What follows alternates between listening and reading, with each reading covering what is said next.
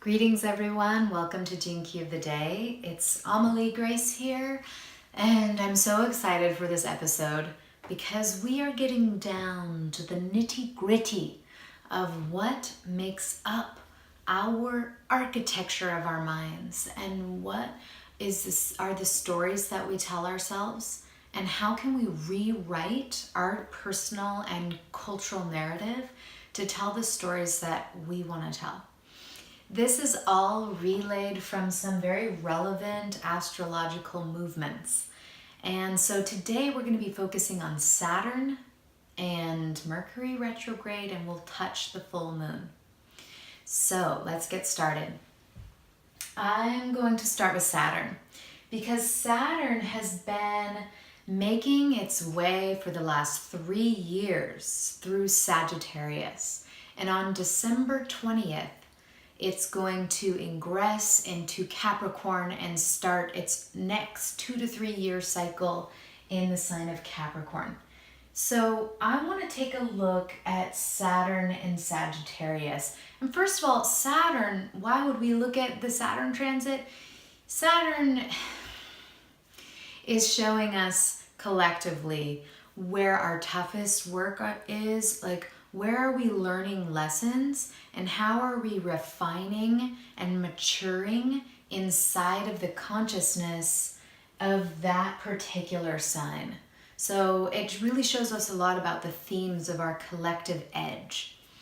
So Sagittarius is this sign, it's the arrow, the sign of the arrow of truth. It's us seeking our truth, and in this sign we develop our personal truths and we form our basic ideologies.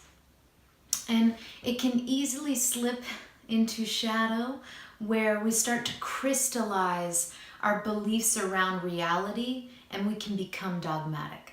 So there's a whole long, beautiful history of Sagittarian archetypes that we could explore, but we're going to dive right in to how Saturn moving through Sagittarius over the last 3 years, from winter solstice 2014 until winter solstice 2017, has been really testing our ideologies. So personally and collectively, the world is rich with opportunities for us to discover, what do I stand for? What do I believe in? There is so much in the political climate over the last few years that have given us, what does my community stand for? What does my nation stand for? Who are the people that I'm aligning with around these values and beliefs? There's so much of a conversation, again, that I could be going down in addressing the last few years through political perspective and with the leaders and leadership and all of that. But today I want to even go a little bit deeper to the underpinnings of what's been happening on the surface of reality. And for me, when I track Saturn in Sagittarius, I'm brought into what is the paradigm of belief that I was born into, and that subsequently was neurochemically wired into my personal makeup. And how do those beliefs relate to my soul mission and my capacity to fulfill my creative essence embodiment? This is the inquiry that we're going to get into today, because Saturn is pointing us to our soul work, and it's going to show us where we're responsible to show up inside of to the work that we need to engage in order to fulfill our soul mission. That's the natal placement, but also transiting Saturn is going to really show us where we're working to bring about that fulfillment through the lessons that we're learning.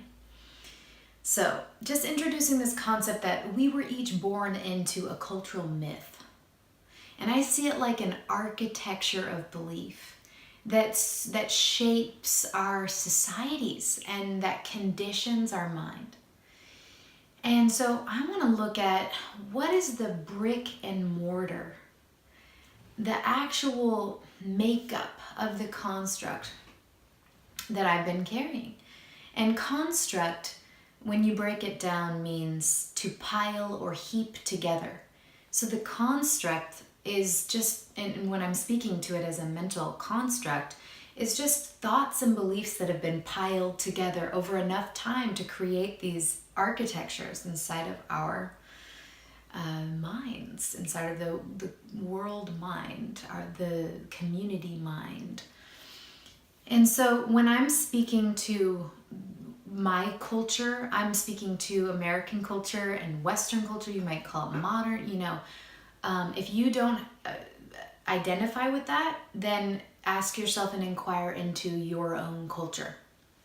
So I got really inspired by an article written by Amy McTeer in the Uplift Media Collective, which is super cool.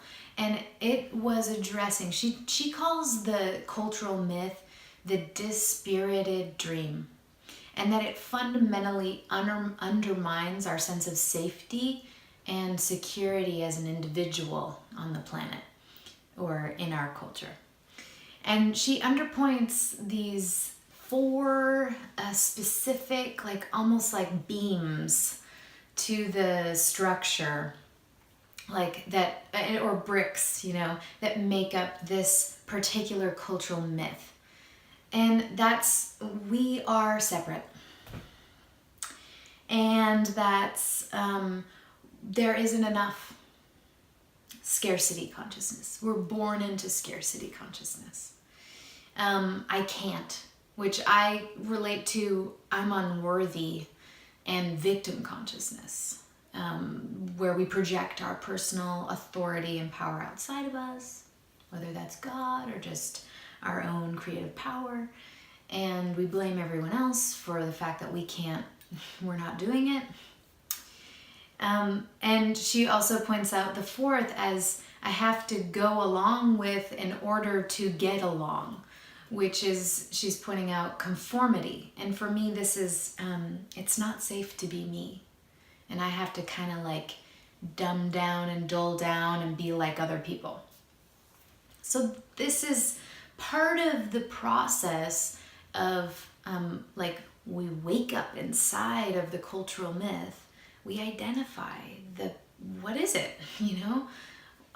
so what we're doing, and the invitation that I'm bringing forward and really tracking in everything that I'm doing right now is, how are we deconstructing the construct?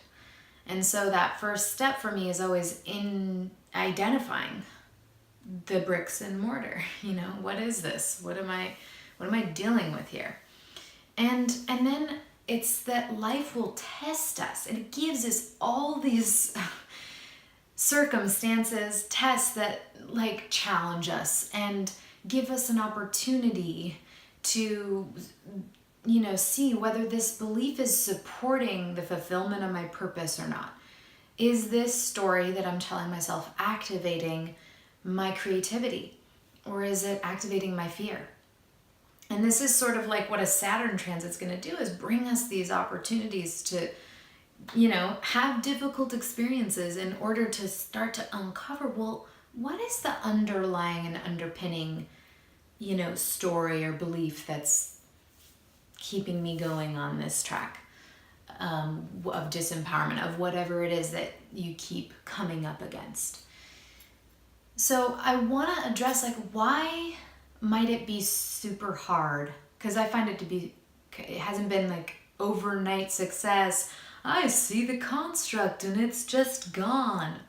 No, why is it hard to deconstruct this thing?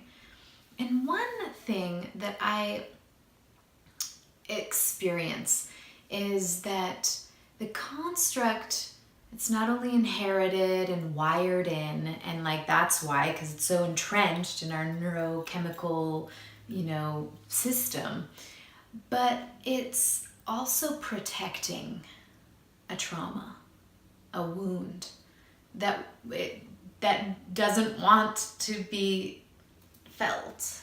And there's a lot of fear around that. So it's almost like a protection as well. And I'll tell a story about how I came in contact with that. So the other day, I've been having a series of really profound breakthroughs in my own personal work. And I had this amazing breakthrough, and then I found some inspiring piece of a quote that I really wanted to share. So I made a meme, I got creative, and I boldly put this share out to Facebook. And I usually don't personally share a lot and like push the envelope, but I did. I was like, yes, I'm so excited. And like comment was kind of all like countering me. And mind you, they were like responding to the content because I was talking about God and an imperfect cosmos and yeah, so like they kind of had, people had countering beliefs and countering comments. And that's not where I was sharing from. I was really sharing this revelation that I had that was like nested inside of this. So I felt really misunderstood.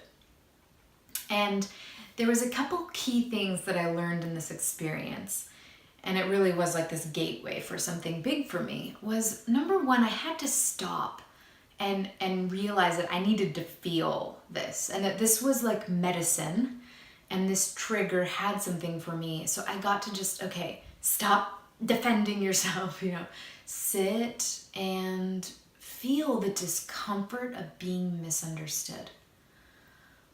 Oh God, so uncomfortable. And then I got to see the underlying belief that was coming through. And it was this feeling of, it's not safe for me to boldly express myself in the world. And so it reminded me of how you have to see it to free it. You have to feel it to heal it. That's something that my teacher always says. And so I got to see it, the belief, and I got to feel it. But then that night I had a profound dream that put me into direct contact with the point of trauma where that story was hardwired into my neurology. Where at the age of 13, I was publicly slandered and shamed. And the dream put me in contact with this deep place, and I got to go inside of it. And it was so powerful. Wow. So one of the things that I wanted to just add in here is that, and I could do a whole talk on this, and I will, is these layers of unwinding that I have known about this belief for years. I've known about this trauma and this story in my life and picked the pieces and tracked the story for a long time.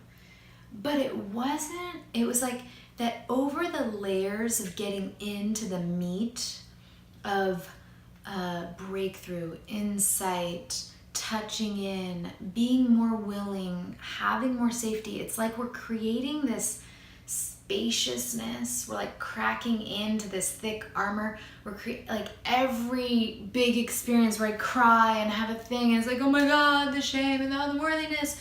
It's like just another, like a little space, little crack, and light starts to kind of come in. And over time, we're creating this space and safety to open up, to actually really get in there and touch something that's like so terrified.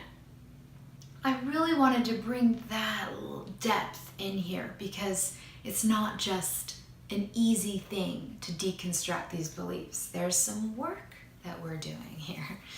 And I also want to say that after the Facebook post, I went out on a walk and synchronistically listened to a Brene Brown talk where she's like, if you're a creative, you are going to go through periods of being misunderstood. And just that goes with the territory. So I was like, oh my God, oh good. But it also showed me that That's why I've been keeping myself small, is because of this fear of being misunderstood. It's not safe to be out there and be judged. I've been shaping my voice to only like say so many things, to not like mess anybody's, ruffle of anyone's feathers. And that cycle is ending. Woo! So I really want to focus now on Mercury Retrograde, which I am calling the Saturn in Sagittarius completion ceremony. After 3 years of Saturn moving through this archetype and working us, testing our ideologies, Mercury now at this very end point is coming up, and it comes in conjunct Saturn at 29 degrees Sagittarius, at the very end of Sagittarius. Conjunct Saturn, like kisses Saturn, takes in a direct transmission of Saturn right at that ending of Sagittarius, and then December 3rd, on the full moon, stations retrograde. And to me, Mercury is saying, one, we're not done yet. Don't like just move right in. We need to take a moment and really consider what's the cycle we're completing. Get right with ourselves. Adjust wherever we need to make adjustments. It's also like Mercury is a messenger, so it's almost like it's Saturn's messenger this time, and it's delivering this like handwritten, personalized, written in the cosmic stardust letter to you, in case you didn't receive the full transmission of Saturn so far, before the whole thing is complete. So it's such a well-articulated orchestration by the cosmos, I must say. It's so beautiful, because then Mercury is going to go direct. It'll go all the way back to the 5th gene key, and it's going to go direct, and the moment it goes direct will be just mere days, 3 days after Saturn has entered into Sagittarius. So Capricorn. So Saturn will be at 0 degrees Capricorn when Mercury now goes direct, and we start to integrate. Okay, what's this next cycle?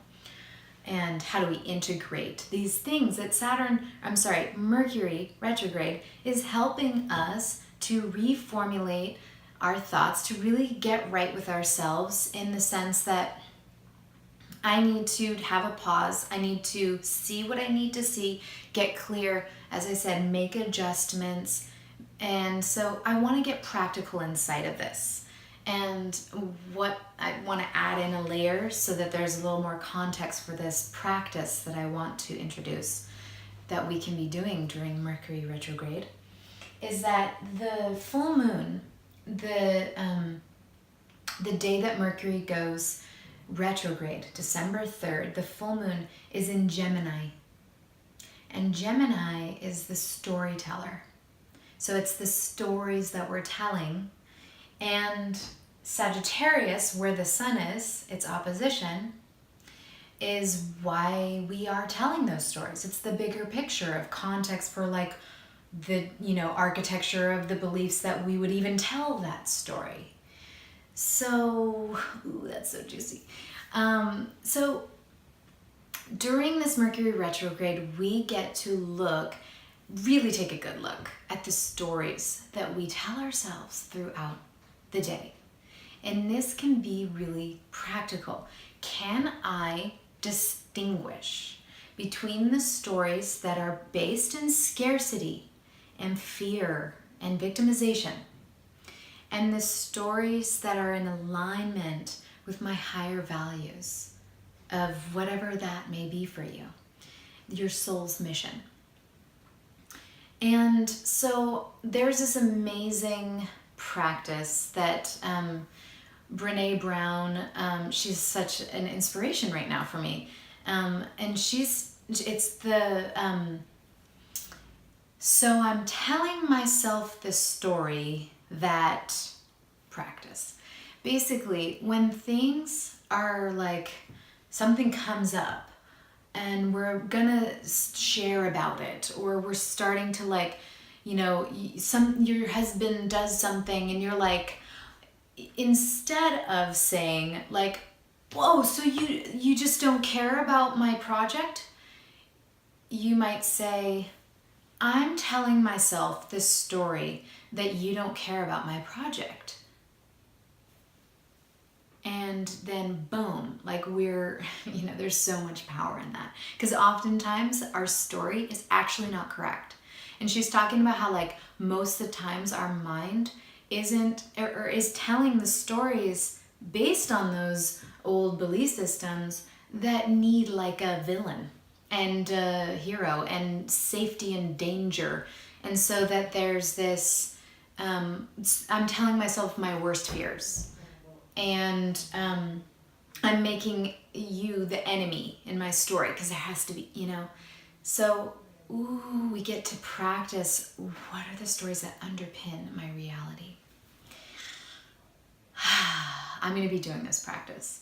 I'm very excited to see. It just feels like the tangible thing that I've needed because I have this concept in my, you know, like beliefs, but I now get to have a practice. I'm telling myself the story that it's not safe to be me in the world. What the freak? That's not true. So I want to end with just peeking into the next cycle that's to come, which is Sagittarius, which is Saturn moving into Capricorn. And so there's this quote that Buckminster Fuller says that is, you never change things by fighting the existing reality. Like the construct and the old stories are not our enemy. To change something, you build a new model that makes the existing model obsolete. So 2 things I want to respond to in this. One, I think this really speaks to Saturn and Capricorn. Build the new models. I feel like the coming cycle will be a time when we can start building the structures and the systems that actually support the values that we share as communities and as a culture. Because we're kind of outgrowing those old ones. They're no longer serving us, and we're all many of us are waking up to that. So there's a whole, you know, we get to contemplate that for the next few years, and we'll come back and touch that. But bringing it back to what we've been talking about today, this quote, this idea,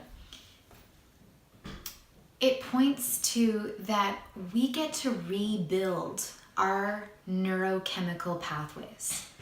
That when we focus on the healthy cell tissues, and when we rewrite and align with the stories, we rewrite the stories of our life to align with our higher purpose, we are building the new models of where we have the victory that we're here to have, because the victory bells have been rung. We just need to get in line. We need to shape up to those ideals and values that ring so true in our hearts.